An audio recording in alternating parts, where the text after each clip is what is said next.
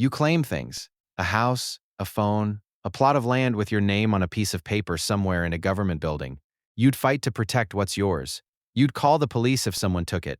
This feels like the most natural thing in the world, the idea that things can belong to a person. But for most of human history, mine barely existed. For roughly 290,000 of the 300,000 years modern humans have been on this planet, there was no concept of private property even remotely close to what you understand today. So what changed? And why does it matter that you probably couldn't survive a single day the way your ancestors did? Let's start with what the evidence actually shows. In the 1960s, anthropologist James Woodburn spent years living with the Hadza in Tanzania, one of the last groups still practicing something close to the original human way of life. What he found broke the assumptions anthropologists had carried for decades. The Hadza had almost no possessions beyond what a single person could carry, and even those possessions weren't really theirs in the way you think of ownership. If you had 2 arrows, and someone else had none, you gave one away. Not because you were generous by nature, but because refusing was almost unthinkable. Woodburn called this an immediate return economy, a system where nothing is stored, nothing is hoarded, and food or tools move constantly between people based on need, not ownership. This pattern isn't unique to the Hadza. Anthropologist Marshall Salins studied hunter-gatherer societies across the world in the 1960s and 70s and reached a conclusion that stunned the academic world at the time. He called foraging societies the original affluent society, not because they had more stuff, but because they wanted less. When your entire economic system runs on sharing rather than accumulating, the concept of being rich or poor barely applies. You can't be wealthy if wealth doesn't exist as a category. You can't hoard food when hoarding is treated as a moral failure by everyone around you.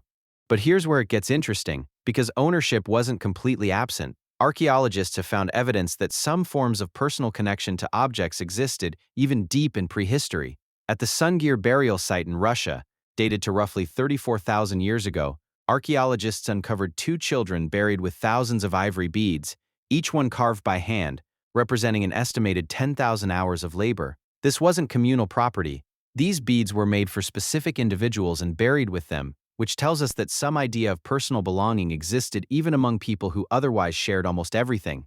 So ownership wasn't invented later. It always existed in some form. What changed wasn't the concept, it was the scale. Anthropologist Polly Wiesner, the same researcher who documented Juhoansi storytelling patterns, also studied something called Ixharo, a gift exchange system practiced across generations among Southern African foraging groups.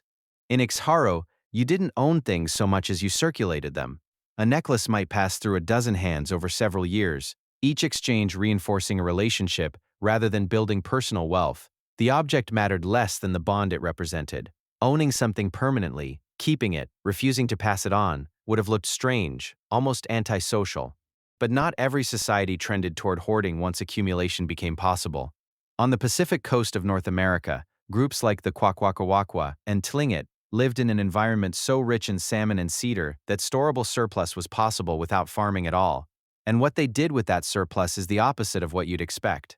They held potlatches, massive feasts where a family that had accumulated wealth would give almost all of it away in a single event: blankets, canoes, carved copper shields, food for hundreds of guests.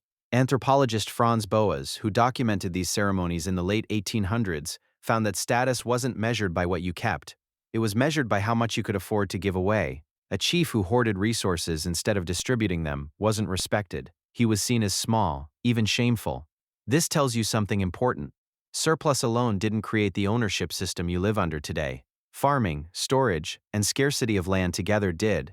Where surplus existed without land scarcity, humans found an entirely different way to convert wealth into status, one built on generosity instead of accumulation. So picture a day in this world. You wake up in a shelter that isn't legally yours, built with materials that belong to no one in particular.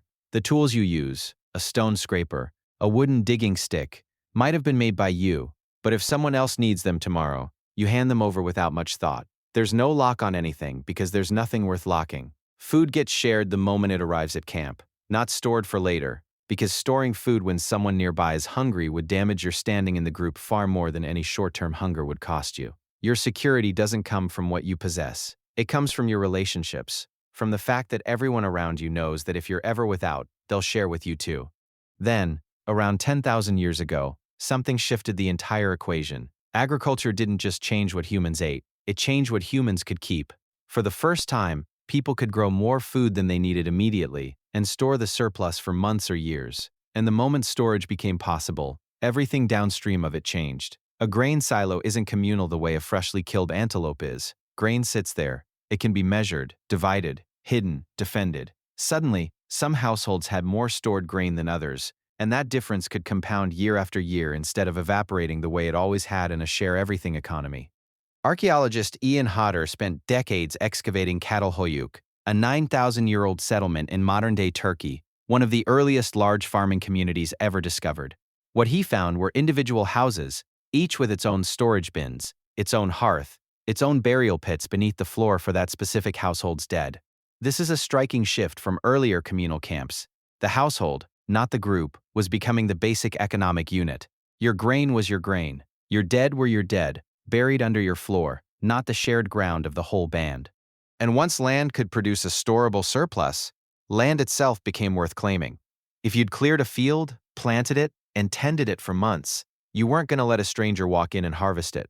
The connection between labor and land created something that simply hadn't existed before. The idea that a specific person or family had a permanent, exclusive right to a specific piece of ground. Anthropologist and historian David Graeber, in his research into the origins of debt, argued that some of the earliest written records in human history, Sumerian clay tablets from roughly 3000 BCE, weren't myths or poetry. They were ledgers, records of who owed grain to whom, how much land a household controlled, how much livestock belonged to which family. Ownership didn't just appear, it got written down, tracked, and eventually enforced by law.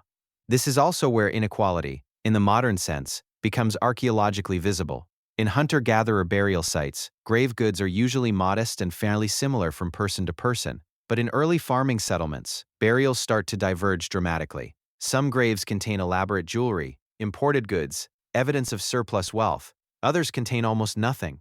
For the first time in the archaeological record, you can look at where someone was buried and make a reasonable guess about how much they owned while they were alive. That gap, invisible for hundreds of thousands of years, opens up within a few thousand years of the first stored grain. Once ownership of land and surplus existed, everything else followed with a kind of grim inevitability. If you owned more, you needed to defend it, which meant walls, which meant the first fortified settlements. If you owned more, you could pass it to your children, which meant inheritance, which meant some families started life ahead of others before they'd done anything at all. If you owned more, you could hire others to work your land, which meant labor itself became something that could be bought, setting the stage for the entire economic structure you live inside today. Jobs, wages, rent, mortgages, all of it downstream from a grain silo in a Neolithic village. Today, ownership isn't just normal, it's the organizing principle of your entire life. You spend decades paying off a house so that a piece of paper eventually says it's yours. You lock your car, your phone, your front door, because the assumption underneath modern life is that anything unclaimed will be taken. You measure success partly by what you've accumulated, not what you've given away. And yet, for the vast majority of the time humans have existed, the opposite was true. Holding on to more than you needed while someone nearby went without wasn't security. It was one of the worst things a person could do. Your ancestors built their entire survival strategy on the assumption that nothing was permanently yours, and it worked for 250,000 years.